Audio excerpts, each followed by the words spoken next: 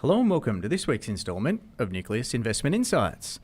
This week, our view is on the bull case for holding global stocks in 2021. 2020 was a year of surprises. There was the speed at which the pandemic escalated, the severity of the lockdowns, the size of the government stimulus measures globally, and the magnitude of equity market rebounds. Perhaps the biggest surprise is that global equities, as of this week, have gained around 70% since the nadir of the market falls in March, an outcome few would have predicted during a global pandemic.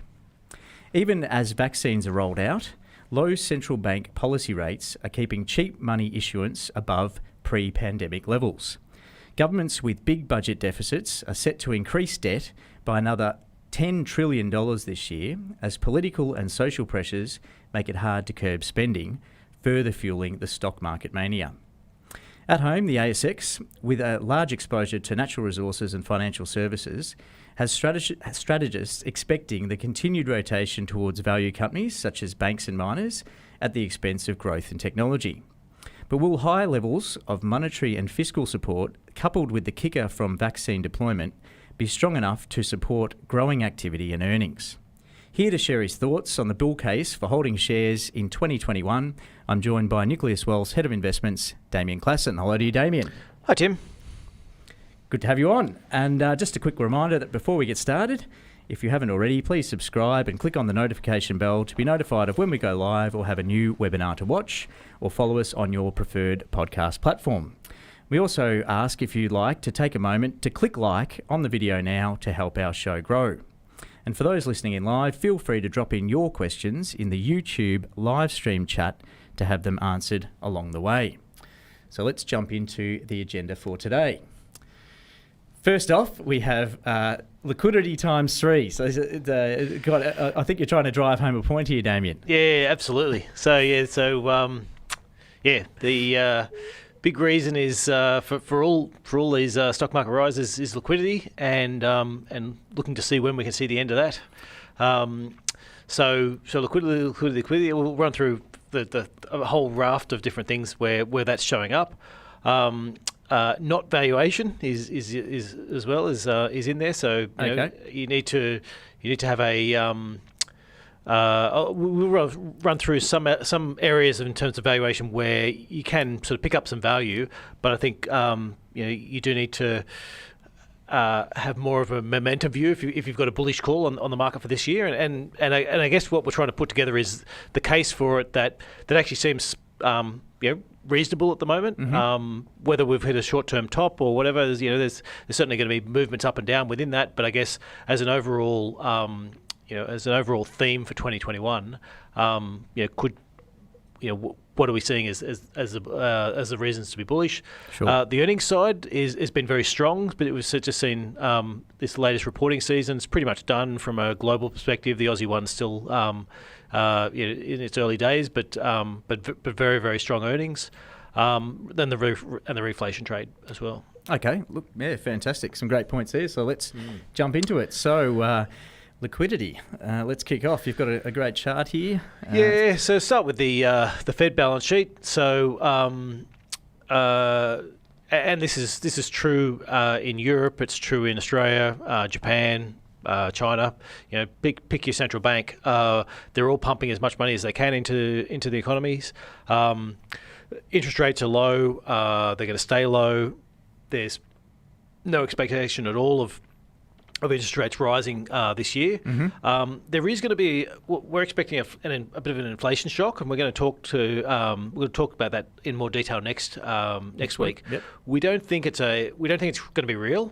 We think it's a very temporary inflation issue, but that will crop up at some time during the year, and that's probably your biggest negative to valuations, is that markets get sort of over the top on that. Having said that, central banks have been pretty adamant that interest rates aren't going up, and they're not going up for a long time. And so it would be it's at the moment it's difficult to see them changing anything this year. Yep. It's pretty hard to sort of turn around and say from a credibility perspective, interest rates are going up and they're not going. We're going to wait until we see inflation really high before we sustain inflation. And by the way, central banks are all expecting a bounce back, a very short-term bounce back in inflation later on this year. So it's pretty hard to then turn around when that short-term bounce does happen and then change their outlook. Yep, sure. So that's your number one, liquidity. You have a similar factor coming through from corporates are out there lending. So corporate debt's been pushed down to extremely low levels relative to government debt. That was sort of explicitly driven again by the Fed, is that they wanted to keep the lending rates down, and corporate lending is very high. We've got the numbers. The chart there is showing the US ones, but you see similar things within Europe, and also I guess it's that idea of sustained lower rates means that corporates can handle higher debt. Yep. In the meantime, is this something that's being converted into productive measures, or is it being just used to buy back their own stock? A lot of us buy back your own stock. Okay. Well, and having said that, there's a bit of this debt in the short term was also about keeping the business going. Yep. So the fall away in profits, had to lay off a lot of people, all those types of things. Where so earnings took a hit, and some of the debt was to get them through that period. So that which isn't productive debt at all. That's It's just keeping your head above water debt. Yeah, but we'll see some more. Probably we'll see some more financial engineering going on. Like the rates are just so low that Be silly there's not to. levels you'd expect. Yep. Yeah. Yep. So you've got that. You've got government debt as well. So Biden's looking to at a $1.9 trillion package. You've got Australia's running some record levels of deficits. Not particularly well targeted, but but they're still certainly pumping as much money as they can into the economy, and right throughout Europe as well. Europe, Japan, China was seeing the same thing. So certainly lots of central bank support, lots of government support, and then that sort of leads into the next chart is so we've seen this massive spike in terms of the amount of trading that's going on. So I guess that the idea is all this liquidity and all this lending that's being put back into the economy has to end up somewhere, and especially if there's nowhere, if you can't travel, and you can't Spend money on things. Things you want to spend no money need on. to buy a car if you're sitting at home all day. Well, yeah, so cars, especially second-hand cars, have actually boomed a bit. But anyway, that's I guess you can't buy a car if they're not available. And there's shortages, and second-hand car prices are shooting up. So that's certainly meant equity volumes are going up. Now that's just on that as well, though. And I've sort of been following this sort of lightly myself. The interesting part with the millions of shares, though, is that you can have a share that's worth $1,000 and it registers as a share, and you can have a share that's worth half a cent and it registers as a share. And there's a bit of within that in terms of your GameStop et al.'s, and like the sheer volume of and a bit of options as well that's coming in there. So so the dollar value as well has gone up, of course, dramatically gone up, and it's interesting as well that the actually I haven't got the stats here, but there's some. Over-the-counter ones that happen in the US that are the ones not traded on the exchanges, and they're just the volumes in that are sort of up 10, 15 times higher than their usual levels as well. So it's and Bitcoin. I haven't put the Bitcoin chart up there, but it's just all this sign that there's just a lot of money sitting in savings, washing around, that people are just trying to find a home for. Yep. And that's ending up in markets. So that's a trading frenzy.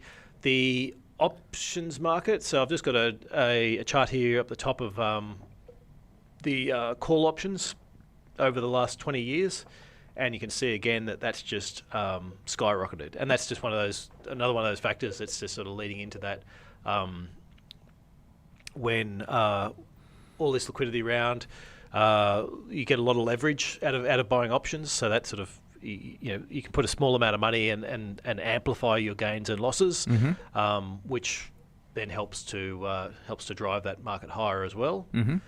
So obviously the advent of apps like Robinhood, which gives people really easy access, appable, clickable phone usage sort of access to options as well, as opposed to... and also gamifies it so that it's got that whole, hey Tim, do you want another little hit? Get another hit of come and click this button and click that button and why are you playing games for? You should be paying your house off, Yeah, exactly. And then the other part of that as well is the GameStop. Really did establish that whole lottery stuff we spoke about a couple of weeks ago. Yep. Was that if for all the people who didn't, which is the vast majority of the world, who didn't participate in it, but got to see, here's this guy who made $30, $40, $50 million, and most of them lost it all as well. But there's that whole part about, oh really? That's how this is a lottery ticket. It's that easy. Exactly. Yeah. Not only is it a game. And not only does it keep me entertained, and rather than swiping through Facebook or whatever, I can be doing this or my sports betting, and maybe I'll get lucky and I'll become a millionaire. That's right. Yeah. You might have missed this one, but you'll be making very sure that you're in on the next one if you can. So fair enough. So one more reason for for pushing that liquidity case. Yep. This one probably doesn't have as it's a little bit more uncertain, I think, whereas we can look at the government's spending and we can look at central bank spending, and we can see that that's got a decent runway to it. Mm-hmm. The retail side, look, when it does turn, it'll turn pretty quickly. So it's at the moment it's all one way and it's all pushing up, and it does seem like there's this inexhaustible source of support for it, demand, but it always seems that way in these booms, and then at some stage it'll turn. So I can't see an end to it at the moment, and I would argue that the GameStop is going to give it a decent leg of decent sort of push up, but at some stage that'll reverse. That's your retail trade. That's your retail trading in the options. So we saw the retail trading just generally in stocks. Then the options, which is sort of adding leverage to it. The other place you can add leverage obviously is margin lending. And so I've got some stats on that up here as well. And the chart on the left sort of shows, again, over quite a long period of time, and you can just see that spike in the, that's the change in margin debt in the last few months. So you can just see that that's at basically all-time high in terms of the increase in margin debt. But to put it into perspective, I've got another chart on the right, which is the amount of margin debt relative to the total value of the market. Okay. And you can see that that's actually relatively low. So it's bounced quite high, off its recent lows, but because the market's gotten so big, is that right? The debt's appearing smaller. It's a mix. It's a mix. Partly that the margin debt is generally not that high. So we had that bit. You can see on the change graph. You can see the bit where we had falling margin debt for a number of years. So that sort of dragged it down. The bounce in the market has meant that hasn't bounced up as high as what we've as high as the increase in margin debt, because it's sort of helping to keep it down. But it is showing that we can still add a lot more margin debt without being in an extreme situation or whatever. So. And I'm absolutely positive there is plenty of people in the financial services industry, working on pitches to work out exactly how they can get around the lending rules and regulations. And exactly the right, how close can I tread to the line about telling people how much money they're going to make by giving me their by risking everything. But that's right. Exactly. So. And that is an important point. Following the 2008, there was a lot more regulations around the world put on margin lending. Yep. So potentially structurally, it's going to struggle to get back up to a similar level. Yep. But where there's a will, there's a way. Exactly, and the financial services industry is nothing if not innovative when it comes to working on how to get around regulations. Yep. And it's an interesting point, sort of just giving back to the option sort of side of things, because obviously the Robinhoods, Robinhood being the primary one, was a standout success up until recently when it sort of went crunch and got their own internal issues. But that's probably then set the pathway. I'm sure there's a plethora of people out there building a new Robinhood 2.0s and 3.0s. There are other. Look, I guess the thing is there's lots of other similar companies, and there's one that has even been out there running ads complaining about Robinhood blocking trading. Yep. And they block trading. Right. They did exactly the same thing, and they're complaining about Robinhood doing it. Yeah, and so they haven't solved the internal. it's the same. It's the same issue, but I think as well, the number of downloads for Robinhood skyrocketed. So I guess there's this whole part about saying to I don't want to pick on millennials, but let's just say your average trader, GameStop trader, who may or may not be a millennial, if you say to them, here you go, here's this company which may or may not rip you off and all this type of stuff like that, but they're free, or you can jump over here and pay for your trades. Free always sounds better, doesn't it? Yeah. It's very attractive free. I think they've been doing that. It hasn't seemed to slow them down too much. And I think as well, there's for everyone who's going to leave, there's a whole bunch of people who may or may never have heard of Robinhood before, Yep. and then looking at markets and seeing how much all these people made and wanting to go somewhere, and their first stop is going to be, well, these people did it on Robinhood. Off we go. Just on that, so we've just got a question here from Alec. Over-the-counter markets, OTC markets, how do you track this, Damien? And are you looking at the dark index? No, I don't. I don't look much at OTC markets. We all our stuff we buy and sells in the listed markets. The OTC stuff I saw was from. I feel like it was from Jeremy Grantham, maybe. Okay. Yeah. So no, I'm not. It's not an area that we. Not in our wheelhouse. We didn't invest in that area. Yeah. Sure. So more just paying attention in terms of looking for measures signs that liquidity is really taking off. Yep. Okay. Fair enough. All right. Very good. I've got one more here, just while we're talking markets, if you like. Why does the ASX puke so readily? I think the term, or fall so readily when US markets do so. Is it sympathetic and or investor algo driven, or is there actually a large inflow of USD into ASX companies that gets pulled and sold? That's an interesting one. I suppose you've got indexing, haven't you? That would I think there's certainly markets are a lot more closely aligned than what they used to be, and the top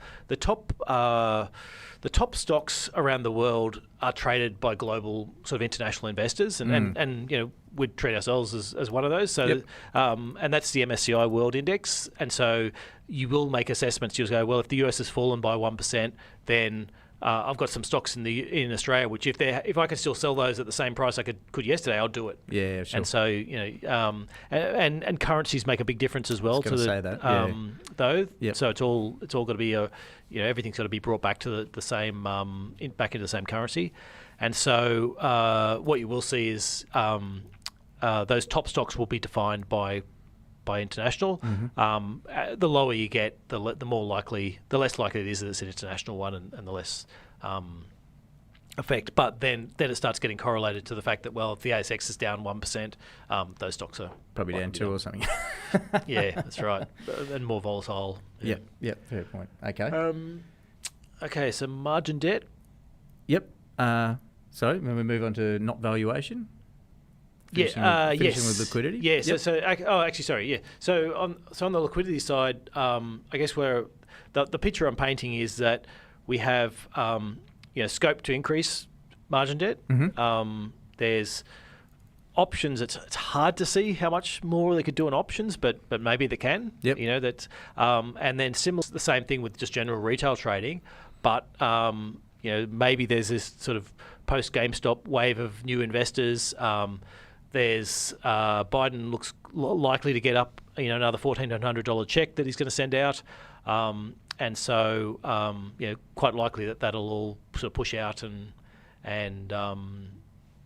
there'll be a bunch of people with a $1,400 check looking to work out what option they can. Absolutely. How can I turn this $1,400 right. into $14 million? How do I do what that guy did? Exactly. Yeah. Yeah, sure. Okay, very good. So a wall of liquidity potentially remaining and also coming. So we'll jump on to the next one. With the, I guess your big disclaimers, your big worries are in terms of what could reverse that liquidity. Is one is higher interest rates, sort of causing issues, and we're not expecting to see that at all from the central banks, but maybe there's an inflation scare that pushes them up. Yep. And then your second one is the retail trader. When do they get bored and move on to the next thing, or decide that move back to crypto? Yeah, and you'd think usually it will be that'll be gradually. That'll be like what's the statement on how you go broke, gradually then all at once. Oh, right. But it doesn't seem to be slowing down at the moment. So there's you expect to still stay high. Okay. So the not valuation side. So we've got this great, in terms of having a bull market, you've got this great sort of source of liquidity. On the valuation side, it doesn't look so good. So I've got a chart up here, a little bit complex. I'll explain it because it's gone through about 2 or 3 iterations past what you might usually see. Okay. So there's a chart which we showed ourselves quite often, where we look at the price of the stock market compared to its next 12-month earnings. So the forecast earnings versus the price, and you look at those, and these are on all-time highs and or maybe not all time, but same highs as what you would have seen in the tech boom, and way above its usual levels. But then there's an argument that says, okay, well, this year's earnings and last year's earnings are distorted, and so we need to go a little bit further out. And so, and that's what I've done with this chart, is I say, okay, well, let's go from 1 year to 2 years further out. So that the forecasts aren't very good from analysts at that stage, but at an aggregate level, it gives us a decent picture about how people are pricing things. Okay. So that's the first step. The second step then is say, let's break that up into various levels, so that the blue line in the middle is your median stock. And then I've got your most expensive 10% and least expensive 10% as the black lines. Okay. And your middle 50% is between the grey sections. And so you can see on those, if you look at those top ones, what that's basically saying is the top 10% of companies, you got to pay about 45 times earnings to buy in, which is basically where we were in 2000s. Right. In the tech boom, sort of back those same levels. Again, at the 25th percentile, the most expensive ones, and at the median, it still looks expensive. What's interesting though is, and where there is some, there are some opportunities on this next slide, which is at the bottom end of this graph. And so this is showing the stocks at the bottom 25th percentile, and they're actually looking pretty reasonable. Yeah, you wouldn't say it's a great opportunity, but it's certainly it's not off the end of the chart, where most of the other ones are. And it does say that there are still pockets of value you can find. It's not as if every single area's been bid up. And that's something sort of even through last year, wasn't it? It was, and we've done shows on it where, the FANG stocks and a lot of the, COVID, insulated, for want of a better word, well, not really immunised, but were the ones that were largely dragging the index up across the board because they were bidded to high heaven. And most of the other companies, you didn't really know about at the time because we were in the middle of a pandemic. Is that sort of the case even now, or is it sort of the rest of them sort of starting to catch up with the big techies and COVID proofs? Look, there's what was interesting with it was you had it was the stay-at-home stocks that really sort of got that sort of going. Yeah, and some of those were pretty boring in terms of the stuff they did. Yep. So you did have some that were your Microsofts and Googles and Facebooks that were more exciting from a growth perspective, but then at the other end you had your supermarkets and some just really really basic everyday, typically boring stocks. Yeah, that just did well in because they weren't affected by they were the only ones open. Coronavirus, yeah. And so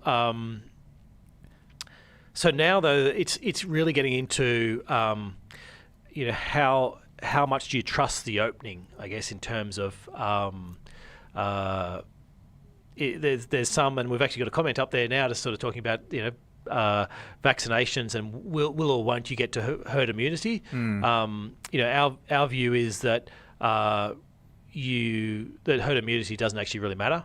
It's more about saying when can it's about hospitalisation. Yep. And making sure that hospitals don't get overwhelmed. And once you've vaccinated your old people, and once you've vaccinated, or even just not even all your old people, once you've vaccinated 70-80% of your old people, yep. and once you've vaccinated your frontline health workers, the danger of your hospital system getting overwhelmed is actually very low. Okay. And yep. at that point, human beings live with a vast array of diseases that we don't try and lock down. The flu, and we don't try and lock down. Any sort of transmissible HIV stuff. and all these other things like that, where we're basically saying, well, that's just part of life, and just manage it. And so as long as it's not overwhelming your hospital system, you just got to live with these things. And we think you will come to that.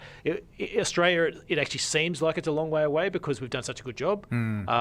Whereas I think there's in places like the US and Europe where this is running rife already. It's fait accompli, isn't it? It's the only pathway in front of you. Exactly.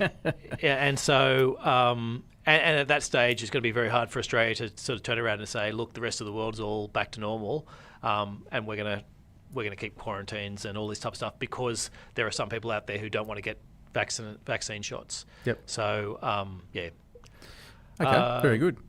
Yeah, so it will be a question about once you get to the stage where lockdowns are just no longer considered.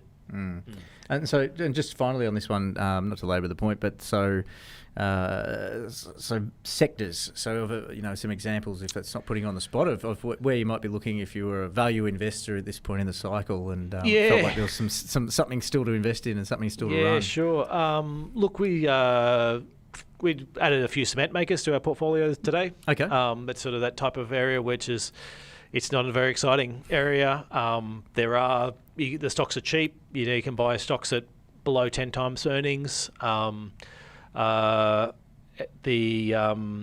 some stimulus hopes from and we've just seen in the US this power outages throughout the US, and there's obviously a lot of blame about is it renewables fault or whereas it actually looks more likely is actually the gas. It's actually more the gas fault than renewables. Yep. For a lot of the outages, but also it's that whole thing about do you need to be spending more money on this, and here's a great opportunity for Biden to step in and say, that was terrible how all those things went down. Let's go and spend a bunch of money on getting the infrastructure better. Okay. And so, those types of companies. But you do need to be careful about where you're pulling within those. So I guess they're the types of, we're looking through sectors like that. We're looking through. We have sort of been adding a little bit more on the banking side. Not because we actually like the outlook for it, but we think the market's going to like the outlook as inflation starts to increase and bond yields, you get a bit more of steepness in the bond curve. Okay. So that's more of a short term look. We'll sort of certainly be looking to exit that sometime relatively soon. Okay. Yep. And what other sectors were we? And look, there are some, depending upon where you're looking, there are elements of some of the semiconductor industry where we've got stocks that we quite like that have got some pretty solid growth behind them, and you can pick them up for below market multiples. So they might be trading 10-15% below the market. So you might be able to pick them up for 15 times earnings. But we actually looking at the growth outlooks and getting quite a good growth outlook as well as relatively cheap earnings. Because that's been a story that's sort of come out or evolved, hasn't it? There's been this tightness in the in semiconductors around the world. It's sort of everything's run out, and so I guess if there's some, would you call it fringe or secondary providers, they could they're going to start sloping up that excess demand pretty quickly. Yeah, look, the semiconductors. There's partly that. There's partly that Intel has been like the Goliath in the room, and they've made some relatively serious mistakes. Yep. Yeah, and so that's opening up. There's also a lot of change happening with the way processors are being run. Apple's just released a whole range of different processors that are along the lines of basically saying rather than having one super powerful processor to run everything.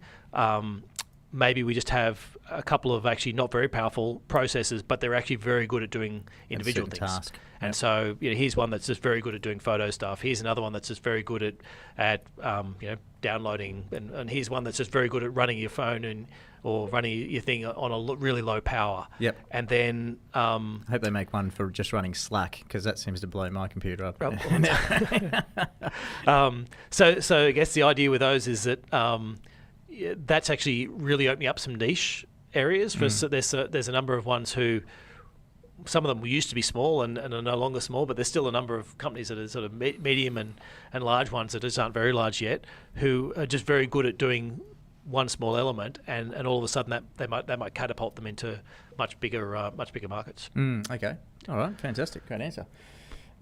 We've had just maybe, I'm not sure if this is really in the line of valuation, probably the other way around, but we've got a question here. What do you think about Roger Montgomery's suggestion that this time might truly be different? Top performers such as the FANG stocks, so Facebook, Apple, Alphabet, Netflix, Google, are justified based on never-before-seen moat and sales characteristics. So the other end of the valuation. Although some of those are actually reasonable value, aren't they? I would argue that some of those aren't too badly priced. Yep. Look, while this time is different, it's sort of okay in terms of when you look at the whole market.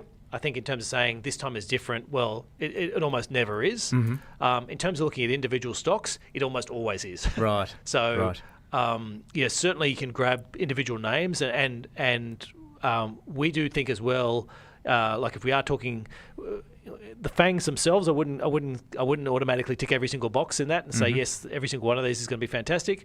But there are certainly some stocks out there that have showing very good growth and have great margins, and it's hard to see the end of the growth, and they're not horrendously expensive. Yep. They're more on the sort of 25 to 30 times rather than your 50, 45. And keep in mind that chart I was showing before, when I was saying 45 times earnings, that's not 45 times last year's earnings or this year's earnings or next year's earnings. That's the year after that. Right. And so if you look at a Facebook or anyone like that on those types of earnings, they're back to sort of 25 or closer to 20. Like they're probably the top of that grey range is where you'll pick up your Facebooks and ones like that. So you can say, okay, yeah, they're more expensive than the average stock, but they're better than the average stock in terms of growth. Growth. So I can justify those ones. It's the ones where you look at and a lot of them have really interesting stories, and you look at like there's a whole bunch of things like Nvidia and AMD and chip makers that have got a great story, have really grown earnings, and are expected to keep growing earnings, but they're all priced at 50 and 60 times. Yeah, sure. And it's a question about saying, well, I really like them, I really like the output, I really like the outlook and all that type of stuff, but I just can't justify paying that much for it. Yeah, 5 years time prices for them. Exactly. Yep. And the one I come back to and a few times is in the tech boom, Cisco, great stock. It was like looked as being the arc, one of the stocks that was going to be critical to the growth of the internet and growth of computers over the next 20 years. And so this is sitting back in 2000. Yep. And absolutely right. Their earnings, if you go back to 2000, their earnings from then to now are up 6 times higher. Everything's increased. You look at all of the margins have gone well. They've been stable. All these things like that. Everything you want to tick for a great company. Share price halved from 2000 to today. Yeah, wow. Because it was just so expensive. It was just priced in so much, and that's where it is a matter of coming back to the getting the stocks that are sustainably priced, and being able to really separate that and say, I love the stock, love what they're doing, but I just can't pay that price for it. Yeah, look, fair enough. And just quickly on that second half of the question, there was the never before seen moat.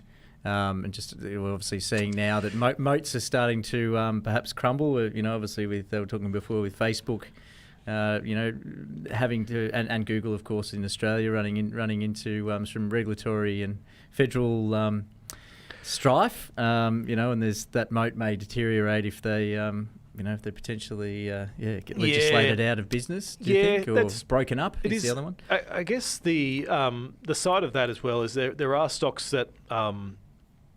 This is actually starting to divert a fair bit out of that. I think that there's stocks that rely on what's called the network effect, and that basically means that if you're eBay is a great example of it, where you say, okay, well, back in 2000 there was a bunch of other people sort of all setting these up, but you need. If you've got lots of buyers, then you can get lots of sellers, and if you've got lots of sellers, you can get lots of buyers, and the two keep adding. Keep connecting them up. Yeah, and so if whatever company gets into the lead, everyone who wants to buy something goes, well, there's more. More things to buy on that site. That's where I'll go. And the sellers all go, well, there's more buyers on that site. And it just keeps getting... And it's very hard to reverse that network effect. And that's where, say, Facebook has ended up. And interesting is once you've connected all these people and you've got all these people connected on your platform, it's very hard for somebody else to come up and say, hey, Tim, why don't you come to my platform? Come over here. And we'll all exchange, you, me and mum and friends will all start talking to each other on that. It's very hard. Having said that, we've had Instagram and we've had Twitter and TikTok and a few others start up. So the moat's not impossibly wide, but it is still quite wide. Big barrier to entry, though. Big barrier to entry. Yeah, sure. Okay, very good. Should we jump across to earnings? Yes, earnings. So, on the bull case, earnings do look good. We've had this. Our take is that last year we had a whole bunch of. We had this huge shock come through, and everyone sort of looked at their cost base and went, "Wow, my sales could be down 10, 15, 20% or more.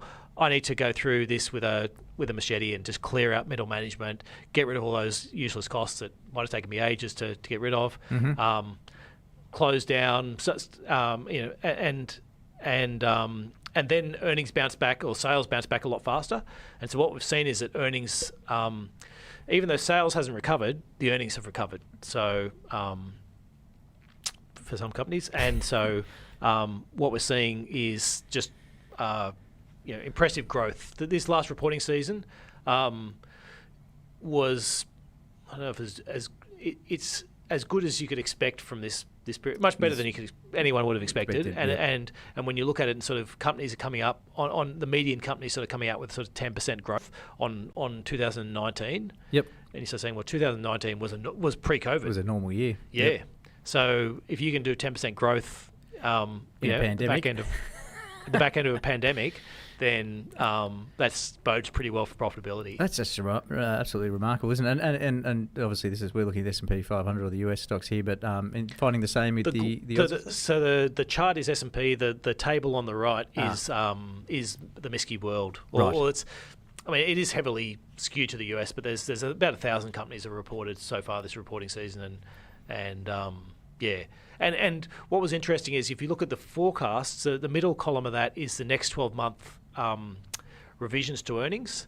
And so I've got percentiles there. So the worst 25% of companies are still upgrading next year's earnings. So, even though, and even the worst 10% of companies, it's only just a very marginal downgrade. So, it was a good reporting season. And that, we're expecting that factor will keep going.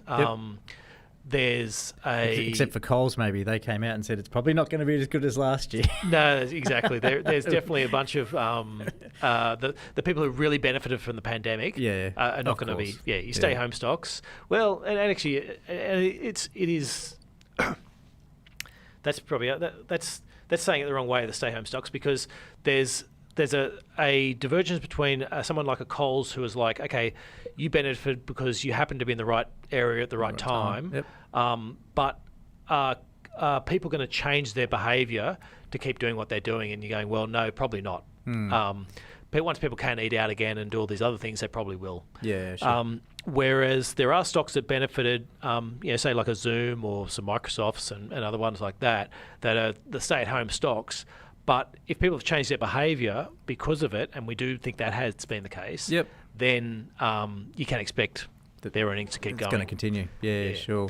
And I personally, I feel uncomfortable now without 1,000 toilet paper rolls in my cupboard, so I'm going to maintain that rage, COVID or not. But exactly. That's the thing, though. It's not like you you've built up your inventory of toilet paper. Yeah. But you still are now just buying the same amount of toilet That's paper. right. You just need to keep your inventory Yeah, stocked. it gets down to 995. I've got to get it back up again, And theoretically, at some stage, you might even decide to run down your inventory once you feel a bit safer. Yeah. And then... Kids will do a good job of that for me anyway, to be honest. But very good.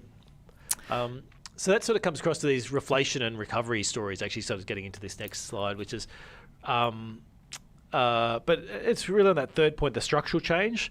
And so there's a bunch of different studies out there on that basically show when people are forced to do something different, oftentimes they end up finding that, hey, there's actually a better way of doing it. Yep. And one of the ones I loved was the London Tube does registers where people get on and get off and all that type of stuff. And what they found is if they close a line down for maintenance, then they find that X% of people actually stop using that line and go somewhere else because they sort of go, well, okay, it was 5 minutes to walk to that one, and so that's what I always did. Yep. But I just worked out that it's 10 minutes to walk to this other one, but there's a really great coffee shop or whatever it is, right. and or there's life just overcomes and off you go. Or there's a better transfer or whatever it is. But because I've been forced to change, I actually found a better way to do it, and then that's what we're expecting very much from the coronavirus is that there's just stuff people have been forced to do, pushed out of the comfort zones. Yeah, it's going to improve productivity on that front, and just the whole part about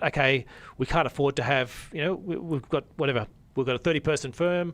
We can't afford to have everyone on. We've laid off 5 or 6 people, cut out some middle management, and then worked out, actually, you know what? We did manage to get through that, and we bought a bit of software here. We did a bit of development work there, and now we can actually keep running it with 20% less staff than what we had before.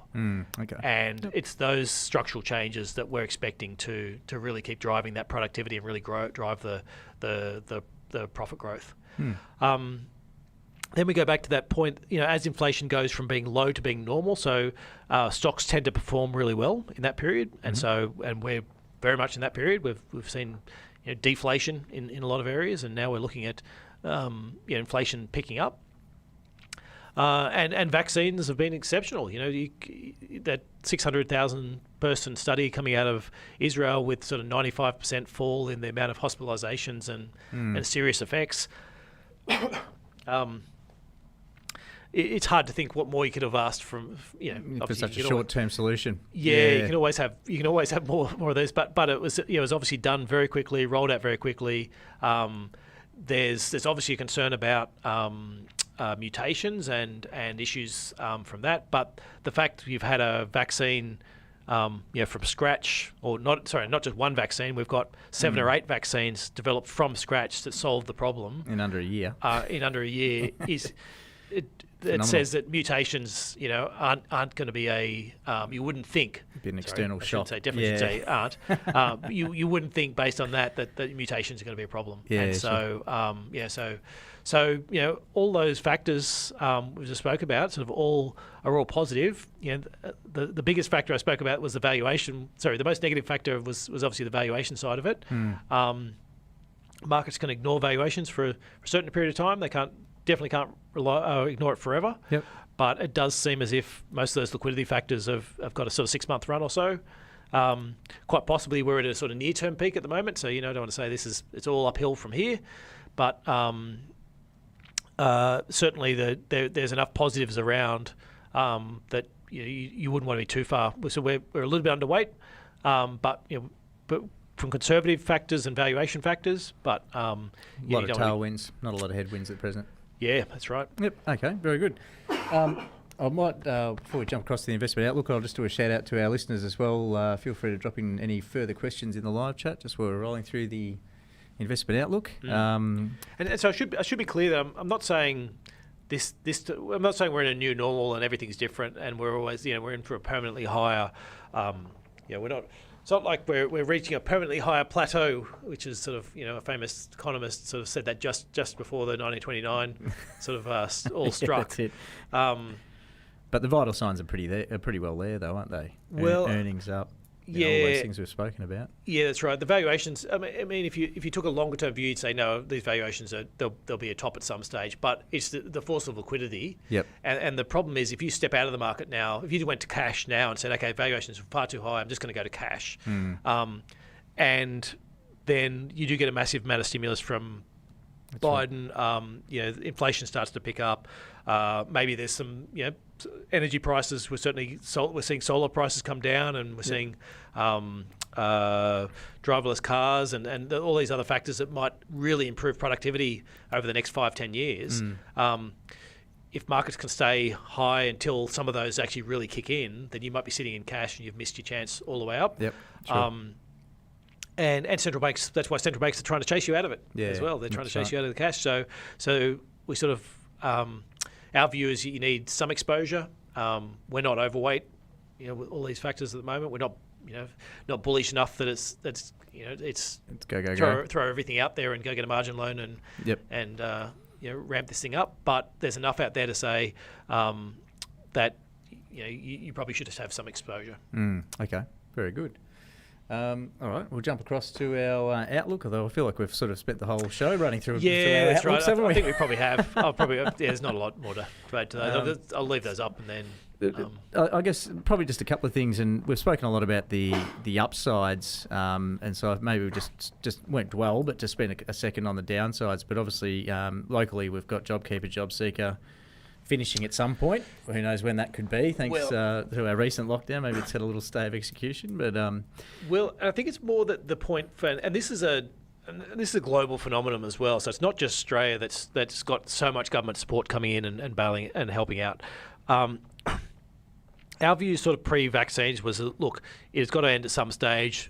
After a year, we expect that these things will all start rolling off and going back to saying where it is. Because we've had this rush of vaccines and this push, and now over the next 6 to 9 months, they're going to be rolled out, or 6 to 12 months, I suppose, they'll be rolled out through most developed economies. We're expecting that all these things are just going to keep getting extended. It won't be in the same form as it was before. So you won't get the full JobKeeper that you could have got before, and that'll get rolled off. But there'll be things put in place in order to keep everything ticking over until the vaccines are out. Yep. And also from the Australian side, there's keep things going until we can call an election and. Pass the buck, exactly. Anything that might be difficult and might cause problem, let's leave that until after the election. So it's going to be interesting, actually, that isn't it? The rolling off of stimulus and whether or not it happens, in a timely manner or completely overreaches. I don't think they're going to be pulling it up short. So what sort of effects that's going to have. Locally and globally, so it kind of feels like the longer it's in place, the more reliant everyone becomes on it. Oh, absolutely! They're very hard to get. They're very, very hard to get rid of, and as we've seen from all these central bank policies, the Japanese central bank, 15 years ago started some of these things, and they're still doing them. They're still doing it. Yeah, that's right. And so once they're going, it's very hard to stop. To switch off. Okay, very good. Just finally, John from Jude, will you introduce a more speculative small and mid-cap fund in the future, Damien? No, not at the moment. Probably not. No, well outside of our large cap and bond and nucleus name. Yeah. What you will see coming though is we have a low cost funds popping out, so that are basically they're index that you can actually play. You can make changes to yourself. So basically start with an index and you get to knock stocks or sectors out that you don't like. So and they're very low at a very low cost, and very tax efficient because you get to hold them in your own name. And that's right. All that type of stuff and like that. Get the transparency. So that's coming soon. But no, we're not planning a speculative fund. Fair enough. No, stick to what you know. That's good. All right, very good. So we'll jump into and thanks, Damien, for your thoughts today. Really looking forward to 2021 after a fairly flat 2020. What is the question of the week? And feel free to drop this into the chat box, of course. What is the biggest risk? Your thoughts on the biggest risk to a bull market in 2021? We've hit a couple there. It'd be interesting to see if you've got anything else. And coming up next week, of course, we are, as we mentioned in the show today, we'll be taking a look at the real risk of inflation and potential. Inflation may not be as frightening as an armed robber, as Ronald Reagan once said, but it's likely return to financial markets, which after more than a decade of steady to declining real prices of goods may come at a bit of a surprise. All signals coming from the marketplace, especially in the bond market, are for faster economic growth and rising rates of inflation. So the question remains, are we in for a short-term inflation shock or something more structural? Tune in next week, Thursday the 25th of February at 12:30 to find out our thoughts on the spectre of looming inflation and what can be done to prepare and take advantage of it. Thanks again for all of those who've watched in live for another great episode and all of those who've asked some great questions today as well. It's been terrific. I hope you've taken away some great ideas, and if you haven't already, feel free to click like on the video to give us some feedback. And of course, if you'd like to see more of our content, head over to nucleuswealth.com/content. To stay up to date from news from us, follow us on social media. And finally, if you know anyone who gets something out of today's episode, let them know about it, share with a friend, and help our show grow. Thanks again for tuning in from myself, Tim Fuller, and the team, and we look forward to catching you at the next one.